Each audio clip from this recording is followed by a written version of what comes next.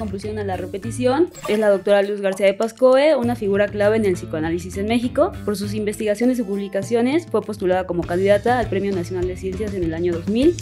En la medida que el sujeto, en el marco del proceso analítico, se da cuenta de que repite, aparece una convicción de no quiero repetir. Somos nuestras repeticiones, nuestras asignaturas. Normalmente le damos una connotación negativa, ¿no? Es compulsión a la repetición y es repetir patrones negativos o que te sabotean, pero no, también está la parte buena. Mientras más profundo va el sujeto, más estás comprometido a acompañar. Y puede ser que acompañar a un sujeto en esa condición te resulte reiterativo, en fin, una serie de emociones que tiene uno que tolerar, que es lo que no aguanta la amistad. Que si en algún momento en la vida aceptamos ser el puerquito de nuestra familia, ya no hace falta, no le vamos a hacer daño a nadie si abandonamos ese rol. Y sin embargo llega a la oficina y sigue colocándose en el lugar del marranito. Y la pregunta es, ¿por qué ocupa ese lugar? Pero también al final es algo que te has construido y como que salir de ahí también es complicado, ¿no? O sea, solo no se puede. Es duro el psicoanálisis porque te confrontas a ti mismo.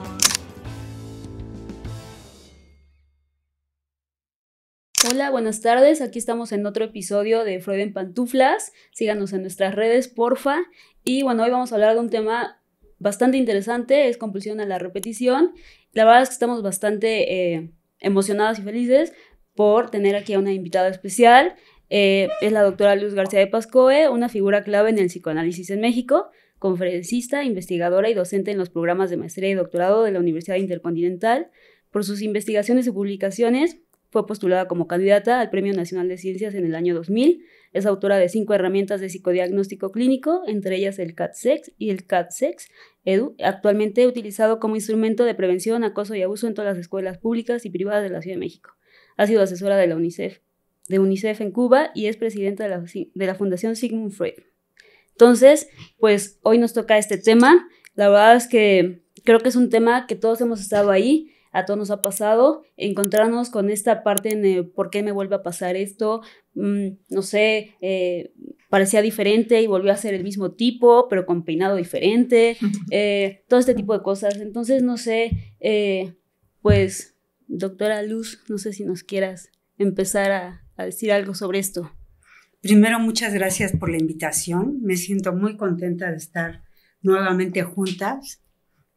Creo que uno de los aciertos más grandes de Freud fue sacar de la cultura popular, del saber popular, fenómenos como que el hombre es ese animal que se tropieza siempre con la misma piedra. Sacarlo de ese terreno del dicho, del únicamente enunciado, para construir un cuerpo teórico que nos permite entender cómo se produce la repetición, desde dónde y por qué. ¿De dónde viene? Y también, ¿para qué se reproduce la repetición? Creo que tal vez uno de los hallazgos que me congratulan más no solo es saber que elegimos siempre lo mismo, sino que además nos atraen fenómenos que nos remiten a espacios entrañables, infantiles, y que nos dan la posibilidad de sentirnos en casa, ¿no? Por eso les parece que abordemos el tema, sí, y que cada una comparta un poco lo que ha pensado sobre este tema de la compulsión a la repetición. Sí, a mí la verdad que es de los temas que más me gustan. Creo que se refiere, de hecho, desde el año 1920, que es cuando Freud lo da a conocer en el principio del placer, más allá del principio del placer, y eso justo habla, cómo lo podemos ver desde el inconsciente. Y antes que estábamos platicando algunos casos, ¿no? Como uno, como decía Pau, siempre las parejas en general tienen como características similares que nos llaman la atención. O sea, pueden haber 100 hombres, pero de esos 100 hombres siempre como identificamos a alguno específico y es como al que estamos buscando.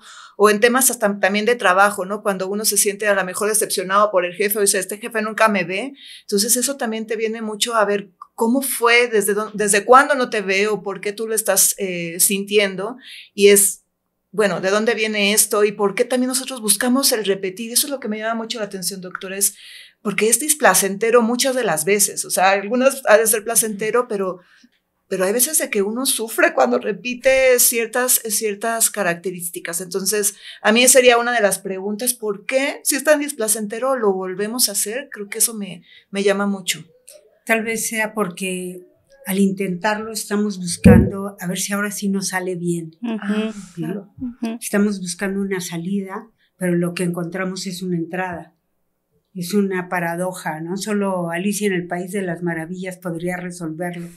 Pero sí, buscamos una salida y lo que encontramos es una trampa.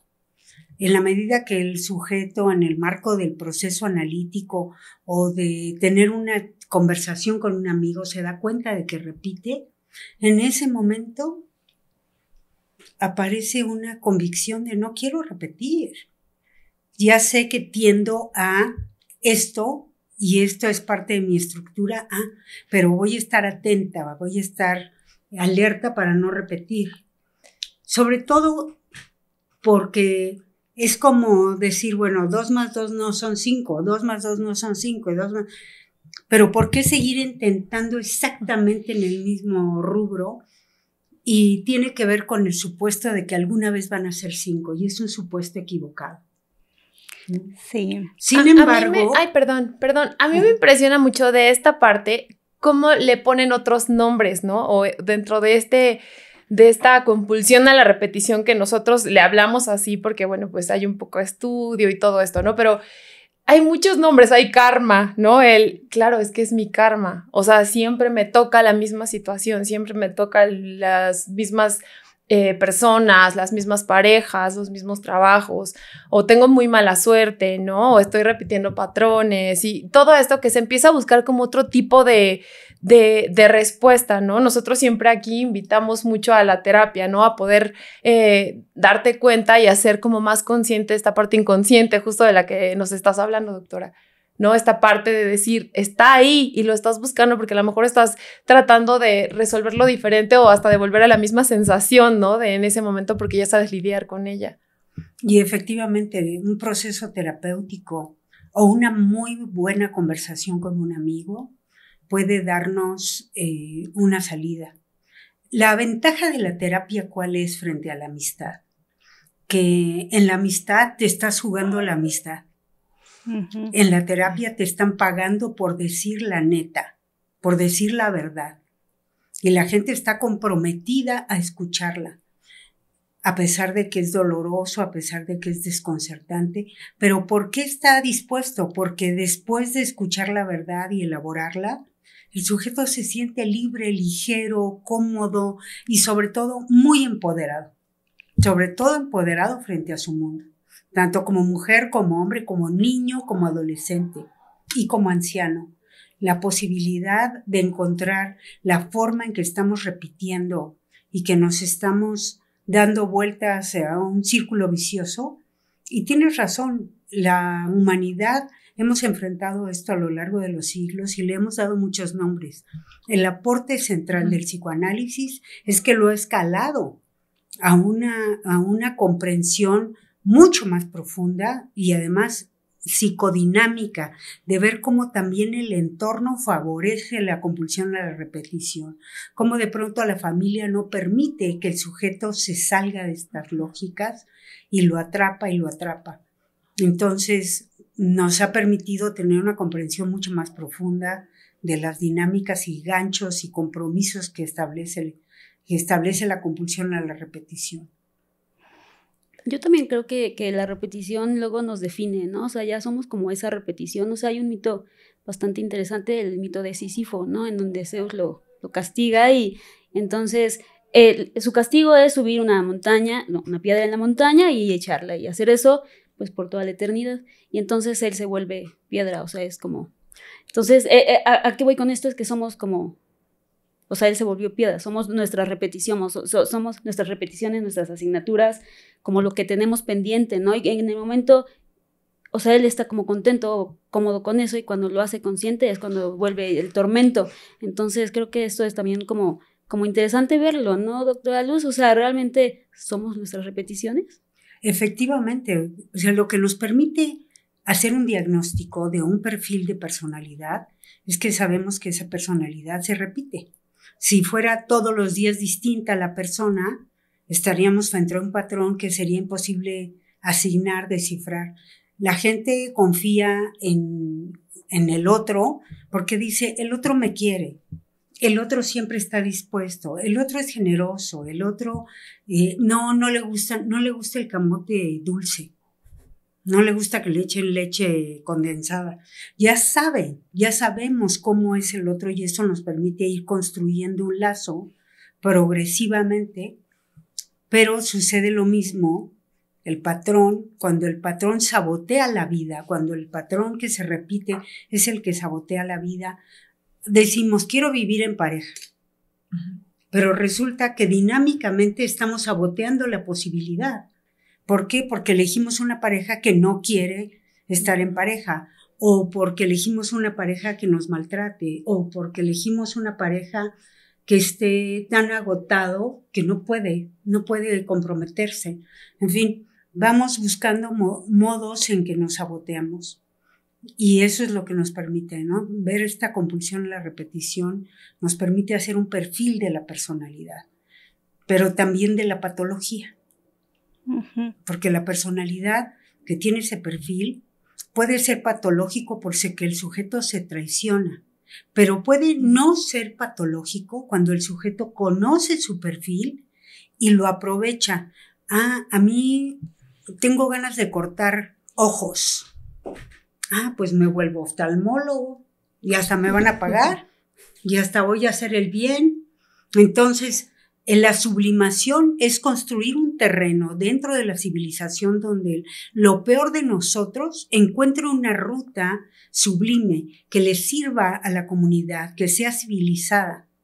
Entonces, la señora mandona pues acaba siendo la que vigila el recreo de los niños, ¿no?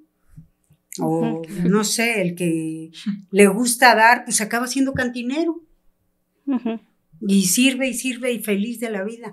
O sea, sublimar es lograr que esa cosa, ese impulso esencial y primitivo, logre una ruta que sea aplaudida, pagada, admirada, agradecida. Es súper interesante lo que menciona, doctora, porque normalmente le damos una connotación negativa, ¿no? Es compulsión a la repetición y es repetir patrones negativos o que te sabotean, pero no, también está la parte buena, ¿no? Ahora, de estos patrones negativos, y un poco asociado a lo que comentaban antes, está el que en el mejor de los casos la persona ya se da cuenta de lo que está repitiendo, ¿no?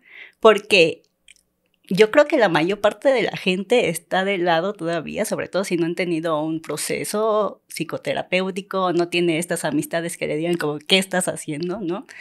Que es que todo me pasa, ¿no? Es que siempre encuentro las mismas parejas, o es que todos mis amigos me traicionan, ¿no? O sea, ese tipo de discursos, ¿no? Que se ponen en el otro.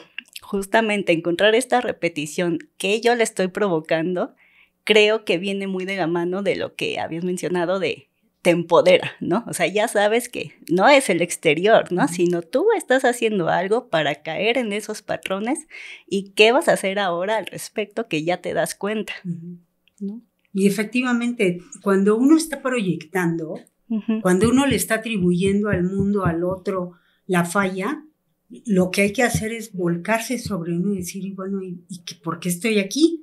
¿Por qué elegí este escenario precisamente? Incluso cuando trabajamos con pacientes sobre sus padres, ¿no? O sobre su familia, lo que vemos es cómo el paciente tiende a atribuirle a la familia todas las fallas y todos los errores, y hay un punto ciego enorme sobre la participación que el sujeto tiene en su propia vida.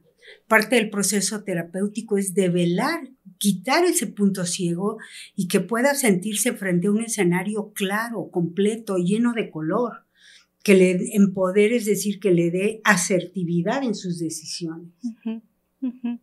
Y eso es justo bien interesante porque siempre nosotros estamos invitando en este podcast a que la terapia es muy importante para que se sientan como mucho más completos, que busquen en sí las cosas que a veces no vemos. Por ejemplo, esta parte que decíamos de hay gente que tú dices, oye, te presento a mi pareja y tus amigas dicen, ay, pero sí es igual al otro, como ella sí lo ve y como uno no lo ve, o sea, es así como, también lo decíamos, es bien difícil a veces darse cuenta de sus repeticiones y para sublimarlas, como decías, doctora, es importante conocerlas y a partir de eso es trabajar y aceptarse a uno mismo. Entonces, pero también esa diferencia a veces, como también lo mencionaban, de la amistad, cuando uno habla estas cosas, en el mejor de los casos te entienden, pero en otros no llegan tan profundo como para poder trabajarlo y tampoco saben tu historia tan profunda. Entonces, por eso siempre invitamos para que estén en terapia y que se puedan conocer mejor. Pero sí pasa, ¿no? A veces de que no. O te protegen, ¿no? También, o sea, al ser amigas, obviamente, aunque veas muchas cosas, con tal de no lastimar a la otra persona, pues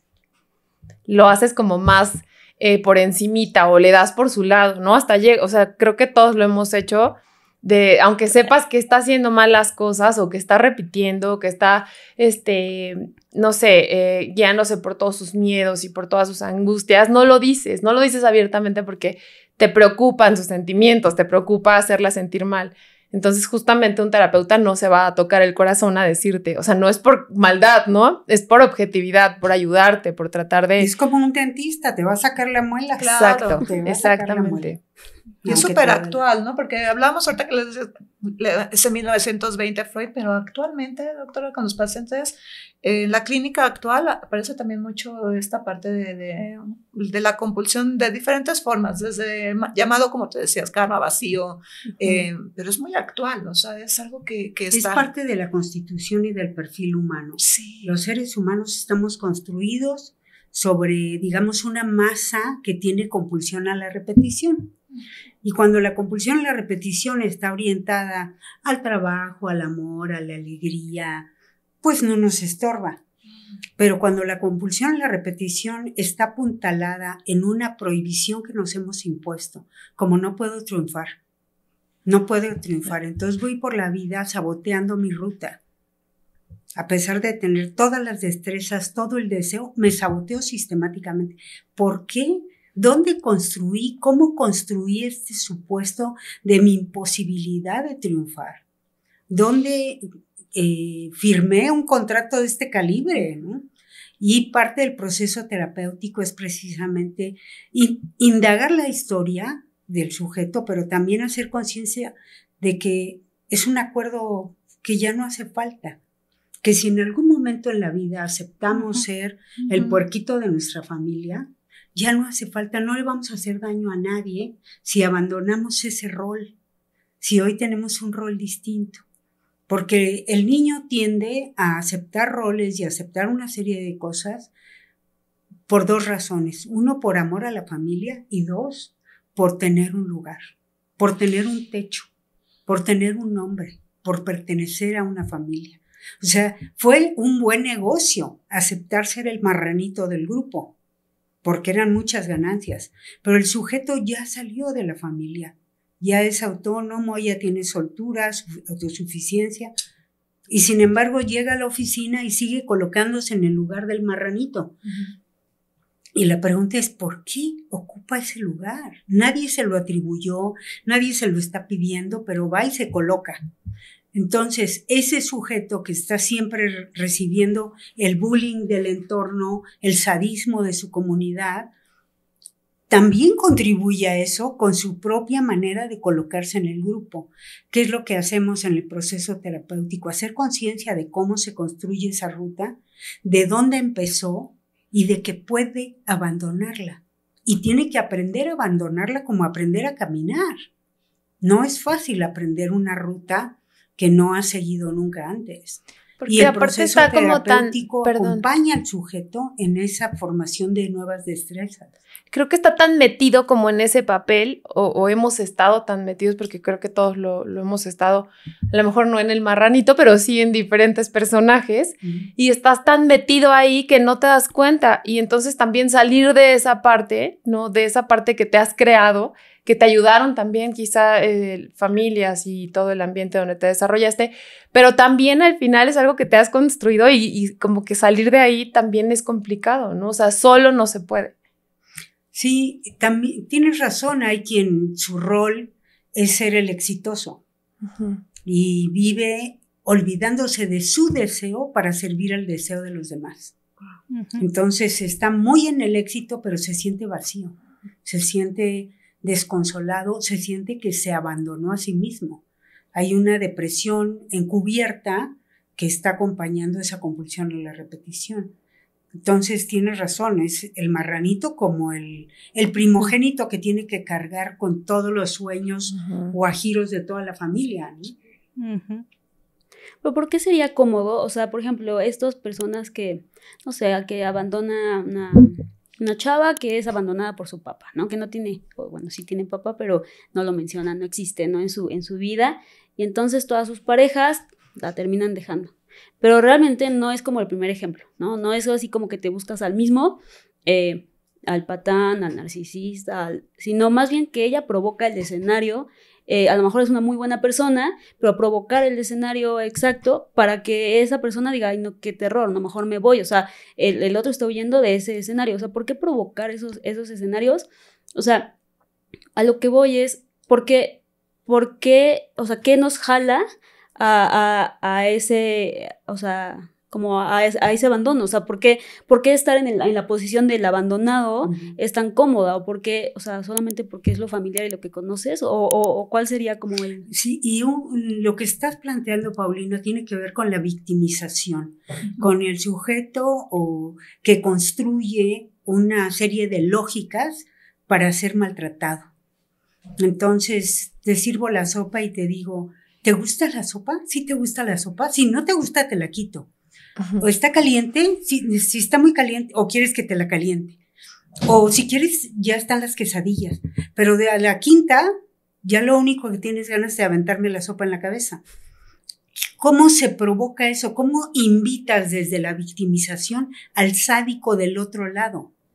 Y es muy importante en este debate sobre las víctimas, también cuidar cómo la víctima es propiciatoria de fenómenos. En este sentido, el psicoanálisis tiene algo que aportar, que no el derecho.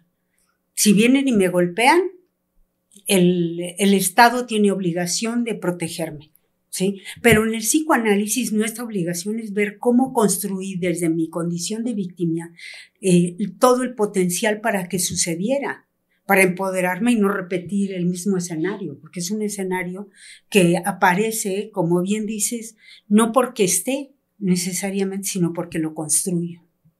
Pero habrá ganancias, doctora. Yo creo que en todo, cuando uno está con esta parte de víctima, me parece que también hay ganancias, ¿no? Por parte de las personas. Pues la primera ganancia es no salir del rol asignado, sí, ¿no? Sentir que estás en casa, sentir que estás cómodo, sentir que estás en un lugar donde te reconoces a ti misma. Sí.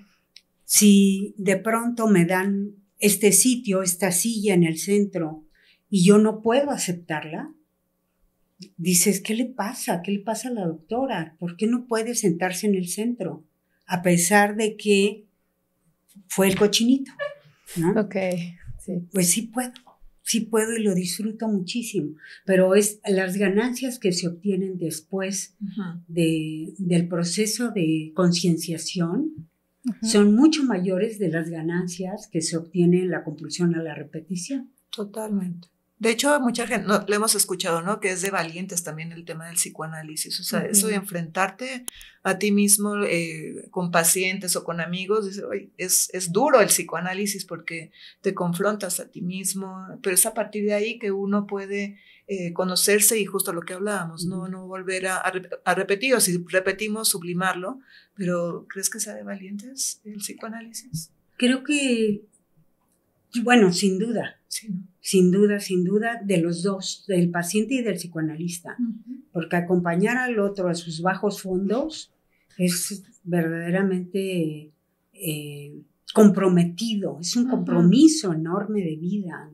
Mientras más profundo va el sujeto, más estás comprometido a acompañar. Y puede ser que acompañar a un sujeto en esa condición te resulte aburrido, desconcertante, reiterativo, en fin, una serie de emociones que tiene uno que tolerar, que es lo que no aguanta la amistad, La amistad tiene un elemento de conveniencia, de que no le digo sus verdades porque me voy a quedar sin amigo. No le digo sus verdades porque entonces ya no me va a prestar su casa de Cuernavaca. Sí. En cambio, en el proceso terapéutico, el compromiso que el paciente nos pide al establecer el acuerdo es: dime la neta, dime la verdad para que yo pueda no seguir en esta ceguera dando vueltas y vueltas sobre la misma lógica, ¿no?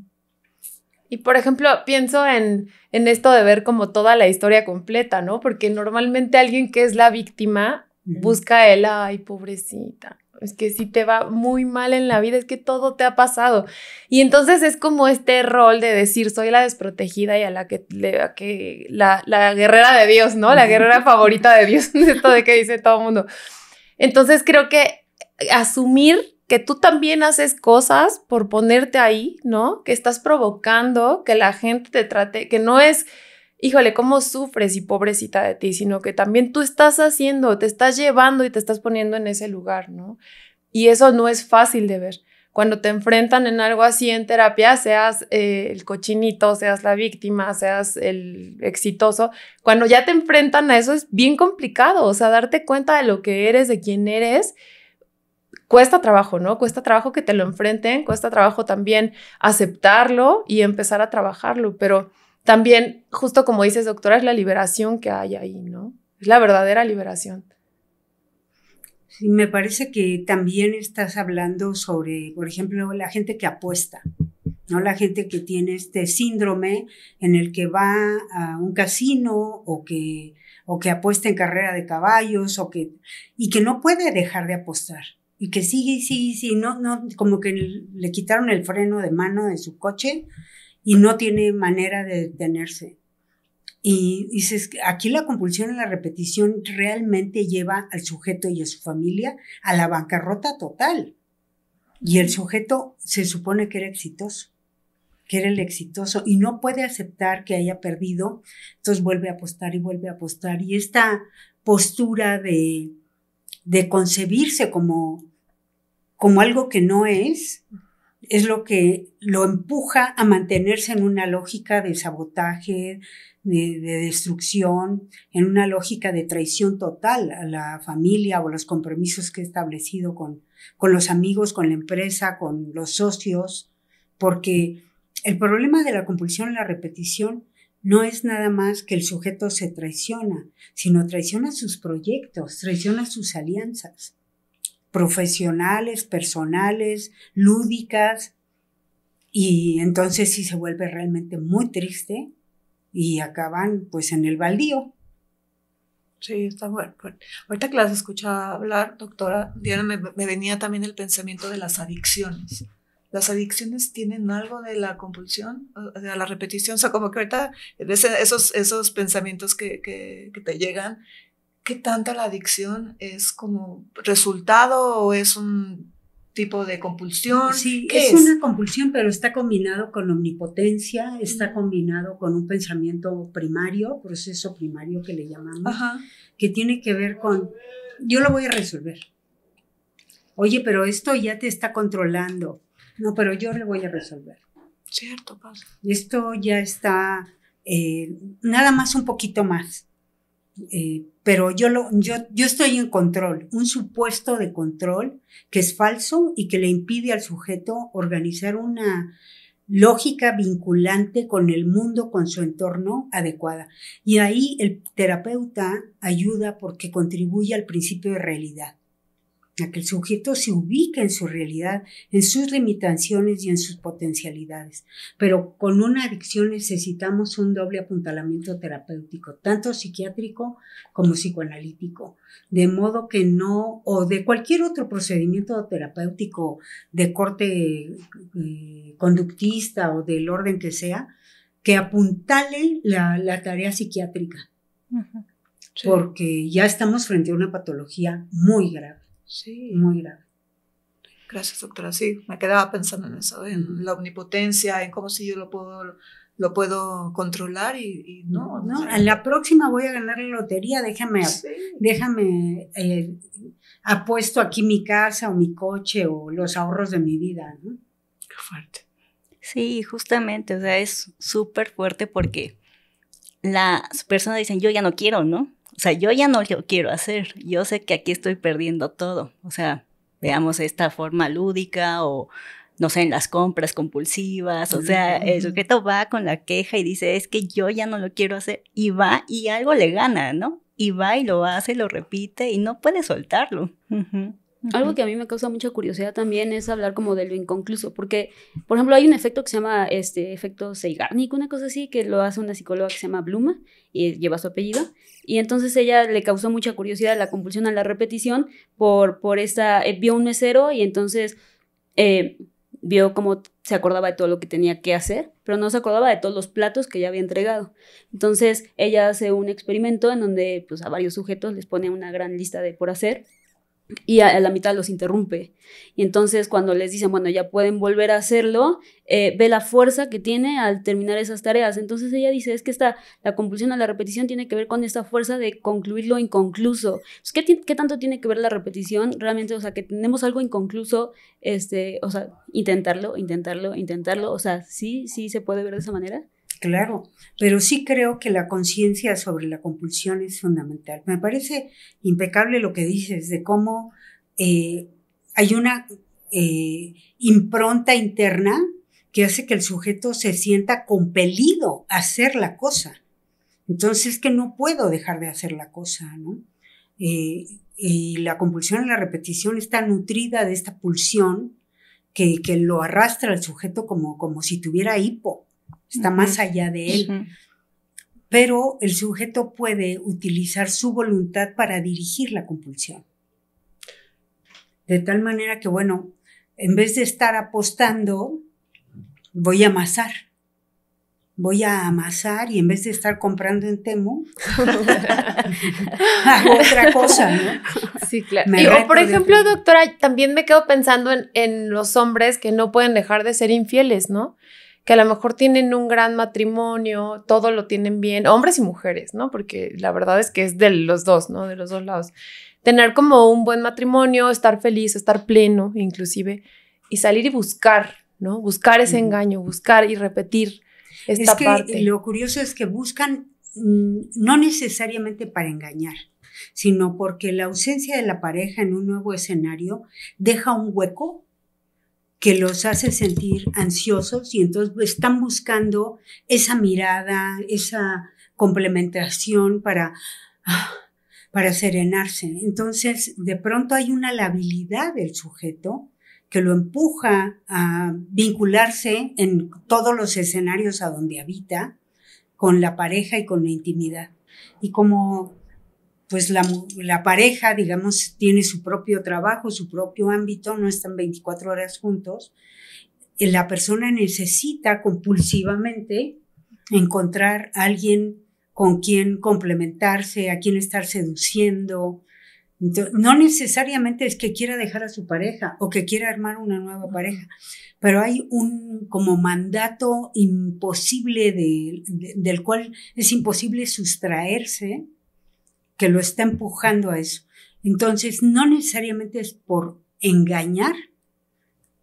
Puede ser que en algún caso tenga que ver con engañar, pero creo que progresivamente, en mi experiencia clínica, lo que veo es una necesidad de confirmación, necesidad de acompañamiento en vacíos internos que el sujeto necesita para poder transitar por el mundo.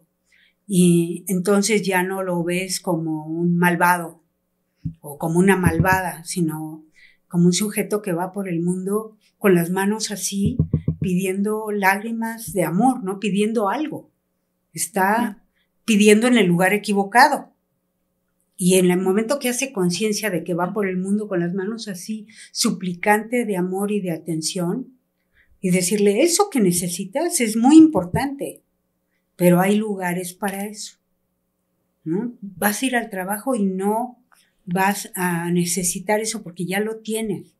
Lo vas a tener que guardar. Claro, les damos técnicas para que lo logren y el sujeto de pronto se siente tan bien de poder desempeñarse profesionalmente en su espacio y no estar en el marco de esa tensión emocional, sí es complicado. Sí. O sea, la infidelidad tiene un sustrato, y ese es uno de los fenómenos más importantes del psicoanálisis, que tiene una comprensión tan profunda de los fenómenos que permite que el sujeto no se persiga, sino que se redima, que se conozca, que se reorganice. Porque justo como dices, o sea, cualquiera pensaría qué mala o qué malo, ¿no? Y entonces ver como esta otra parte, ¿no? Que te hace el psicoanálisis o la terapia, el psicoanálisis, ¿no? En realidad, alcanzar como a ver esta parte de que estás buscando otra cosa, ni siquiera estás buscando como un placer sexual, ¿no? En este caso de voy y tengo una relación sexual fuera del matrimonio, sino estás viendo, necesitas amor o necesitas esa mirada que no tuviste o necesitas, no sé, hasta admiración, se podría decir, ¿no?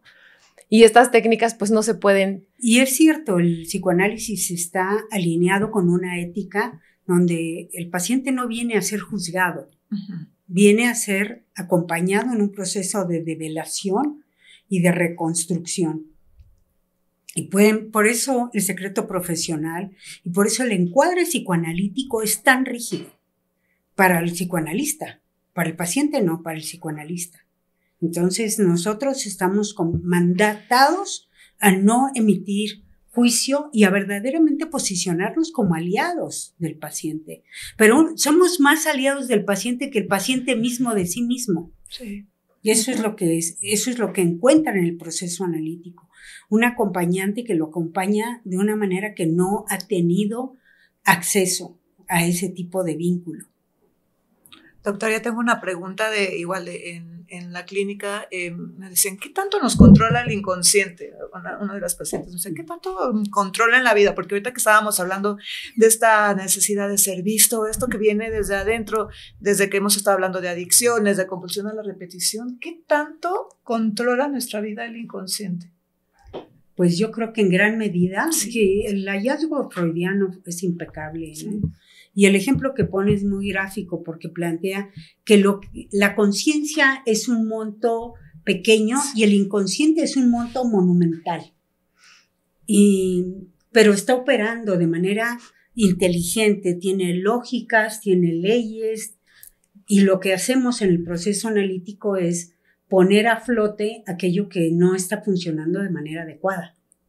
Totalmente. Y aparte es atemporal, ¿no? Porque a veces pasa de que uno hace cosas atemporal, o sea, no en el momento que se están haciendo, sino te vienen ciertas formas de reaccionar que tú dices, ¿de dónde vino esto? Y esto pudo haber sido desde que eras niño. El inconsciente es súper atemporal, pero tiene lógica, pero es como, o no, pero nos controla, yo creo que en cierta forma, y por eso es que siempre estamos como buscando, justo como entendernos, es una forma de descubrirnos a nosotros. Sí, pero sí creo que en la personalidad está distribuida así de manera inconsciente y consciente para darle a la conciencia la libertad, porque todo lo que trae el inconsciente es de una densidad, de una vastidad y de una contradicción brutal. Entonces la conciencia está operando en la realidad y quiere operar en la realidad. De pronto el inconsciente le da empujones y jalones como si viajáramos en pecero. Vas empujones y jalones, pero vas a donde quieras. ¿Sí? Pues no sé si para ir cerrando como que fue tan importante es, como decíamos, no solamente la compulsión a la repetición es del lado negativo, sino también tiene su parte de que se puede sublimar, pero la otra también es importante conocernos. No sé qué conclusión ustedes nos darían de todo esto, doctora. Yo no sé si conclusión realmente, pero yo me acuerdo mucho de una pequeña frase de 4 palabras, creo, no las he contado, pero algo que la dijo la doctora Luz en algún punto, que la repetición, o sea, regresa porque sabe a sopa de fideo, ¿no? O sea, entonces de casa, ¿no? Entonces realmente creo que es eso y pues vuelvo a lo mismo, ¿no? Invitar a la gente a terapia para que se rompan estos patrones, bueno, pues, o conozcas, ¿no? Desde dónde vienen, para que por lo menos haya un entendimiento de por qué se está haciendo, ¿no? Entonces, bueno, eso es. Bueno, justamente que es inevitable repetir, ¿no? Pero también hay que darle como un sentido, hay que tratar de sublimarlo, ¿no? Como nos dice la doctora. Y bueno, eso es obviamente con la terapia, quitémosle como todos esos nombres de karma y de patrones y de me tocó vivir así. Entonces vamos a terapia, todos. Y no generalizar, porque muchas veces tratamos de dar explicaciones a esta compulsión de manera general, como que, bueno, es que tú eres infiel o te encuentras con puras personas infieles porque seguramente tus papás, no, o sea, se tiene que revisar la historia muy particular de esa persona y ver qué pasó ahí, ¿no? Y con terapia, justamente es con terapia. Uh-huh. Pues ahora que decía Paulina sobre la sopita de fideos, ay, sí. Efectivamente tendemos a sentirnos seducidos por ambientes que de pronto nos recuerdan lo peor de nuestra vida infantil.